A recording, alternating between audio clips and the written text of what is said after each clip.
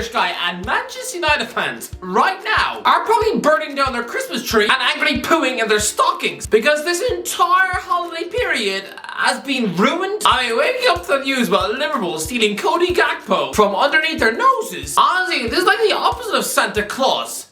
Liverpool, they're the Grinch. I mean, it's like a child having been excited since mid-October that he was gonna get the new PlayStation for Christmas, but then, when he finally gets to open his presents on December 25th, turns out it's just a block of cheese and a Lad Baby CD. Yeah, that precious PlayStation you wanted, oh yeah, that's taking pride of your place in your neighbor's kitchen. I mean, every time you peer through their window, a bit of you feels like biting off your own arm, and that is Manchester United. I'm sorry, but this time last year, we saw Liverpool beating Tottenham to the signing of Luis Diaz, and now they're choosing to clearly copy Man United's homework by signing Gakpo from underneath their nose. I mean, this is like a bitter old granny who frequents the local toy shop. Oh, so she sees an excited but desperate father of two eyeing up the latest action man on the shelf, and then 10 minutes later, she literally steals it out of his trolley whilst he's swiping Tinder on his phone. Honestly, Liverpool are copying everyone's homework. Although to be fair, right now, Man United fans are probably trying to convince themselves that they didn't want him anyway. What kind of stupid name is Cody anyway? Nah, I bet he's got the first touch of a yogurt pot. Man United have been frothing over Gakpo 4 months. But I mean, this man's stock has utterly hit the roof as well in a matter of weeks. Lads, it was only in September, about 15 weeks ago, when Southampton had this guy on their shopping list. Yeah, Ralph Hasenhüttl was having his board table a 21 million bid for the guy. And what? Just coming to replace Nathan Redmond on the wing to just spend the next 6 months crossing the ball in for Che Adams and spending his weekdays just sharing spinach with Ainsley Maitland-Niles. I mean, Southampton was hardly a rock and roll lifestyle choice for a disposed elite superstar. I mean, this is a guy who very nearly wound up at Leeds, but that was where the club essentially tabled a clown bid. I mean, remember when Arsenal bid 40 million plus £1 for Luis Suarez? This was even worse. I mean, lads, the PSV director of football, Marcel Brands, has come out and said that the club stuck in a €30 million bid plus potential add-ons of £13 million. But I mean, lads, in that contract, it said that PSV would receive £6 million if Leeds qualify for the Champions League. Which, again, I'm sorry, do they think this is 2001? I mean, that's like saying I'll give all of you a tenner if I wind up winning Miss World. I mean, look at me. Like something that's on the bottom of Danny DeVito's foot. I mean, saying that you'll give them money if Leeds qualify for the Champions League. No, lad, that is the equivalent of telling your naive children that, oh yes, the Tooth Fairy will put a huge £50 check underneath their pillow if they can do 12 keepy uppies with the moon. There is more chance of Gakpo being abducted by aliens in his back garden than there was of him firing Leeds into the Champions League. And similarly, Nottingham Forest tried to buy him from PSV in August. I mean, when Gakpo saw these bids coming in from lower mid-table clubs, he must have felt the sick taste of wet cauliflower in his bowels. I mean, this guy had been promised European elite clubs would swoop in for him, and instead he's just having to listen to Steve Cooper drone on the phone. I mean, it's like a budding young child star who thinks he's about to be offered the best parts in Hollywood, and yet by 12 years old, he's still just been given lousy pizza commercials. But lads, Gakpo, he is a decent finisher, but not quite as good as me on an icy pitch. Bro, I've known you for 7 years. 7 years! I come up to Newcastle to watch you play, and this is what you give me.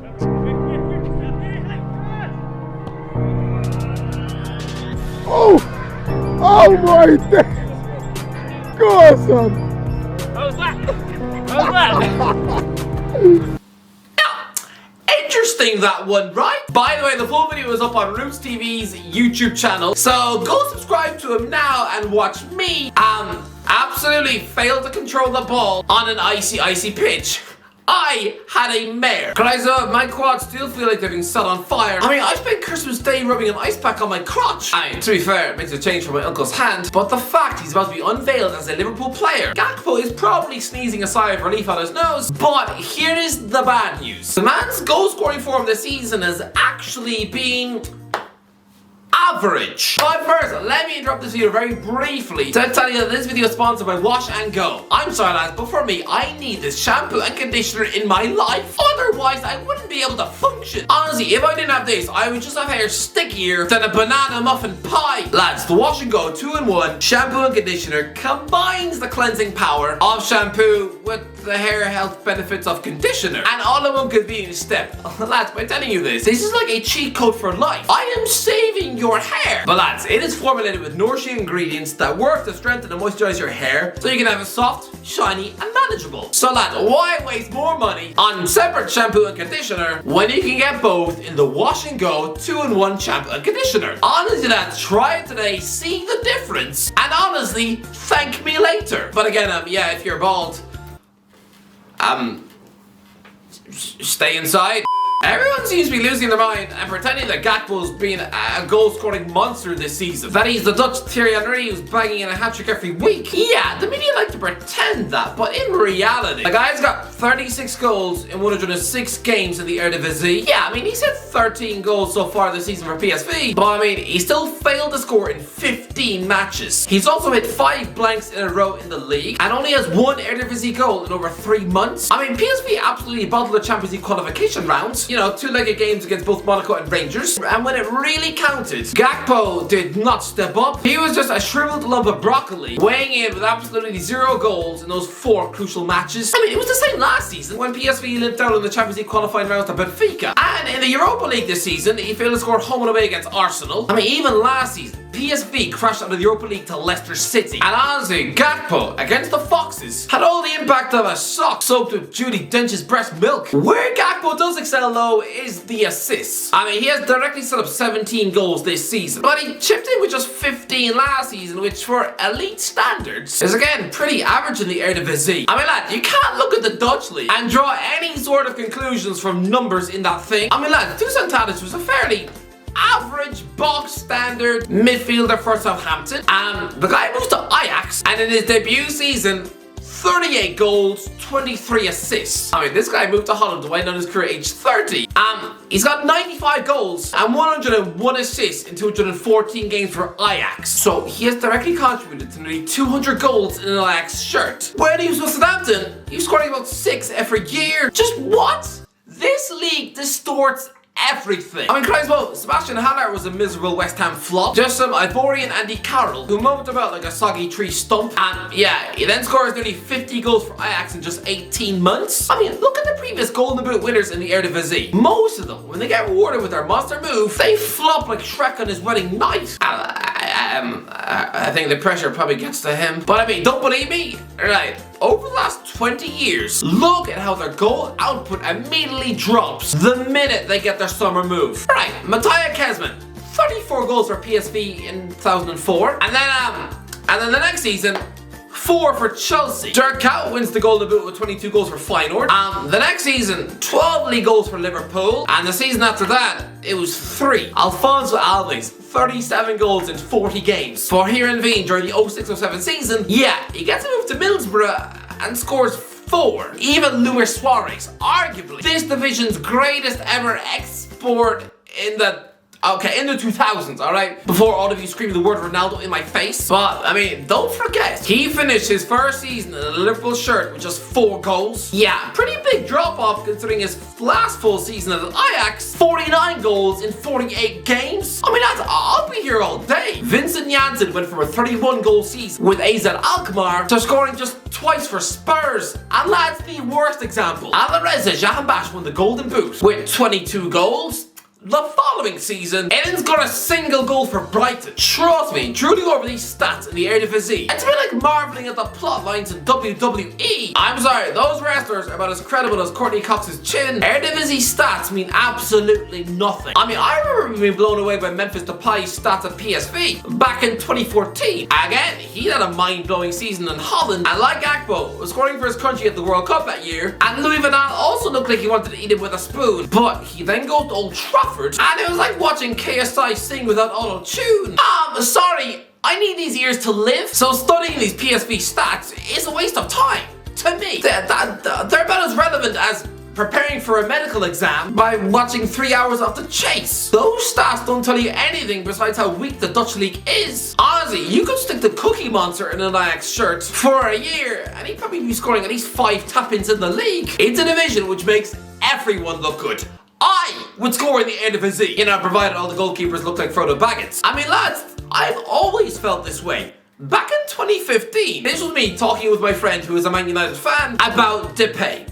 Here we go. Depay, is he any good? He's starting for Holland. I picked De Bruyne or Royce, but only because I know them better. I would pick De Bruyne over Depay. Aha! Understatement of the year? I mean, lads, me and my mate of over 10,000 archived messages about football going back absolute years. I think a video idea could be just revisiting that chat and just showing you how mental some of my football opinions were. Let me know if you want to see that video. But listen, Gakpo, is he that guy? Honestly, buying from the Dutch league is a bit like being down the local cinema and stuffing your hand into a bucket of popcorn on Kevin Spacey's lap. Sure, I mean, you could be rewarded with popcorn's finest, or you could have to wipe something else off your hand. With Gakpo, I'm going to say this. Liverpool fans, brace yourselves. I don't think he's going to be a success. I'm sorry, but lads, this is a guy who nobody really knows how he will fare. That's why during the summer he was on the radar of Leeds and Southampton. Two clubs who also sniffed around Takumi Minamino. This guy is not a ready-made superstar. He is a giant human risk. He's from Holland. Nobody knows how good he will actually be. The only thing is, even if he does flop, it'll be sort of like, who cares? because apparently this deal is only £40 million. Roughly what Liverpool paid Crystal Palace for Benteke nearly 8 years ago! So at least PSV haven't blown your ears off by demanding mental money. And Gakpo is half a Harry Maguire, so even if he does fail, it doesn't really matter. So it is worth a gamble to bring him in to replace the injured Luis Diaz for a few months, sure. But he's not going to be that guy. He is not going to be your Suarez. He is going to be the Dutch Minamino. Maybe 7 goals a season, and mostly spent his 3-year Anfield tenure rotting on the bench like a stale egg sandwich before moving on to, I don't know, Fiorentina or Monaco for 10 million quid. This guy will be okay.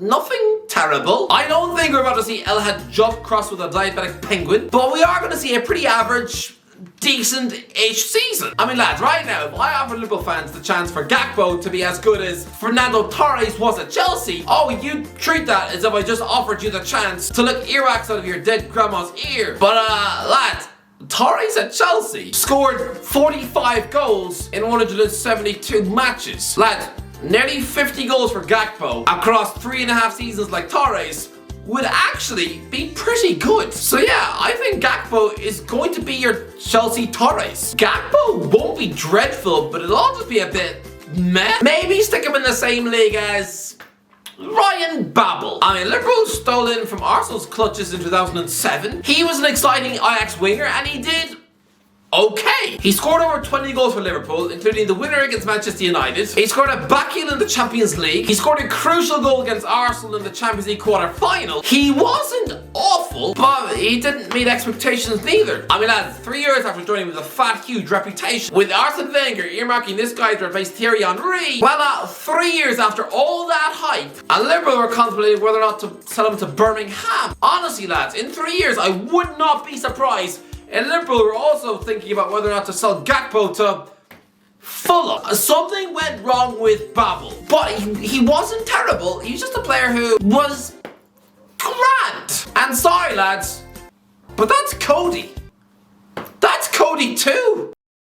Anyway, that's what. Let me know what do you think. Let me know in the comments if you enjoyed the video. Don't forget to like, subscribe. As always, I'll talk to you in a while.